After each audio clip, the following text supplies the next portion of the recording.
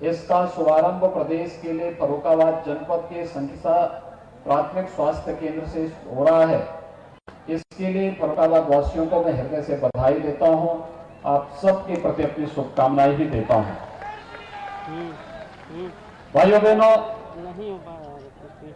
पूरी दुनिया कोरोना से जूझ रही है और पिछले 10 महीनों के दौरान आपने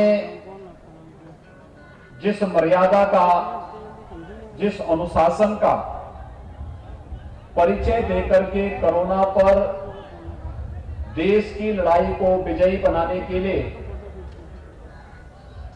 पूरी प्रतिबद्धता के साथ कार्य किया है, यह अभिनंदनीय रहा है।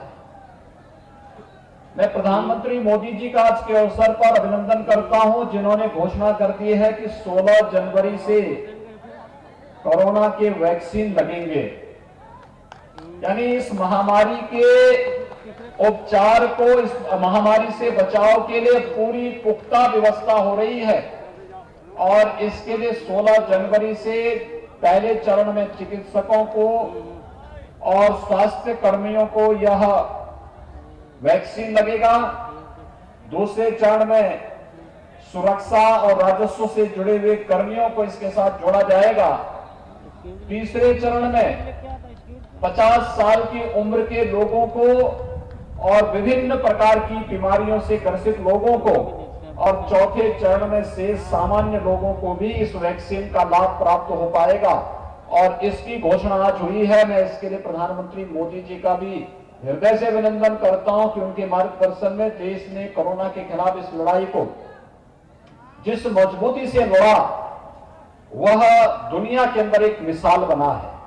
और आज जब कोरोना से सफलतापूर्वक मुकाबला करते हुए हम लोग अब बचाव की उस स्थिति में आ गए हैं कि हर व्यक्ति के लिए बचाव के लिए टीका भी ले सकते हैं और 16 जनवरी मकर संक्रांति के तत्काल बाद टीकाकरण की कार्रवाई प्रारंभ हो रही है। यह सबके लिए, पूरे देशवासियों के लिए प्रसन्नता का एक अवसर होना चाहिए।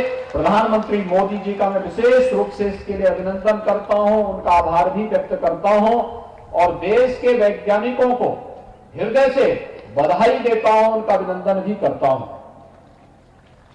भाइयों बहनों, ये आरोग्य मेला वास्तव में है क्या, ये जानना बहुत आवश्यक है।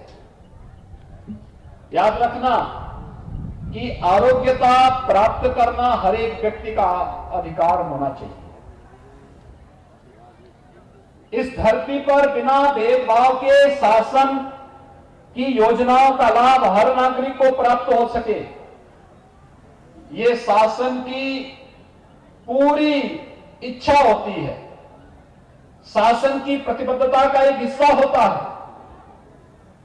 लेकिन बहुत बार शासन की योजनाओं का प्रचार प्रसार नहीं हो पाता और प्रचार प्रसार न होने के नाते योजनाओं के बारे में लोगों को जानकारी नहीं हो पाती है। और जब लोग जानकारी नहीं रखते तो उसके बाद बहुत सारी योजनाओं से वंचित रह जाते हैं।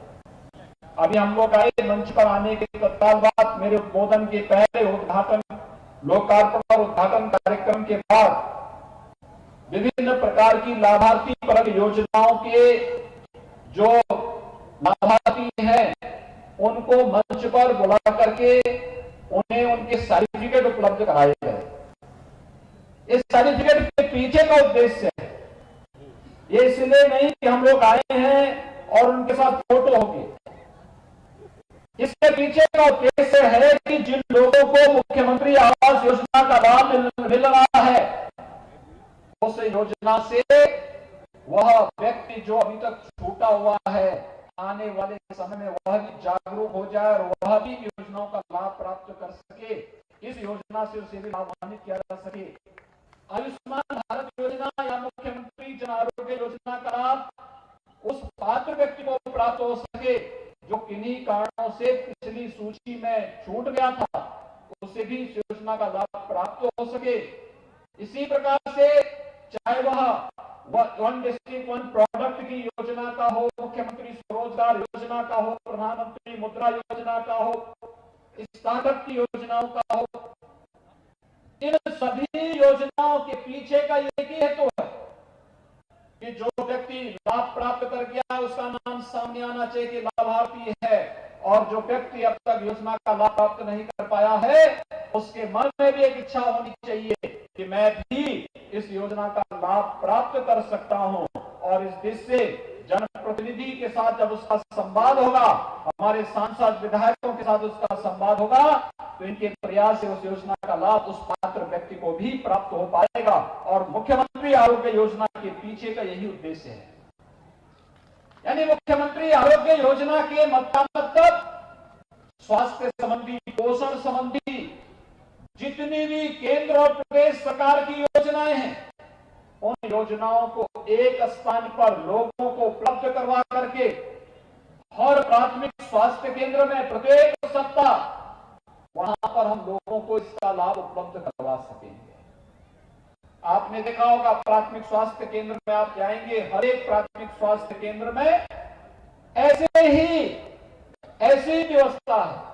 वहां पर डॉक्टर सामान्य बीमारियों के लिए जांच भी करेंगे, दवा भी देंगे, लेकिन साथ साथ आयुष्मान भारत के बारे में भी बताएंगे, उसका कार्ड भी उपलब्ध करवाएंगे।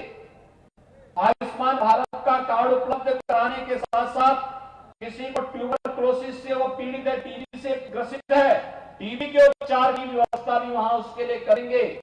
अगर किसी को अन्य कोई गंभीर बीमारी हो गई है, उसकी व्यवस्था भी वहां, उसके उपचार की व्यवस्था भी वहां पर करनी है। और साथ साथ किसी भी अन्य ऐसी बीमारी के बारे में, जिन बीमारी के बारे में उसे यहाँ पर उपचार नहीं मिल सकता, हायर सेंटर में भेज करके उसके लिए व्यवस्था करनी है, वह भी सुविधा वहां पर उपलब्ध कराने की तैयारी के साथ साथ बच्चों को लगने वाले टीकों के बारे में जानकारी देना, और साथ साथ कुपोषण के खिलाफ देश की लड़ाई को मजबूती से आगे बढ़ाने के लिए भी हम इस योजना का लाभ दे सकेंगे। यह एक फर्रुखाबाद की ये सीधी तस्वीरें जहां पर सीएम योगी आदित्यनाथ जनसभा को संबोधित कर रहे थे। इस दौरान उन्होंने आरोग्य मेले का भी उद्घाटन किया। बढ़ेंगे हमारी अगली खबर की तरफ। गाजीपुर से खबर है जहां पर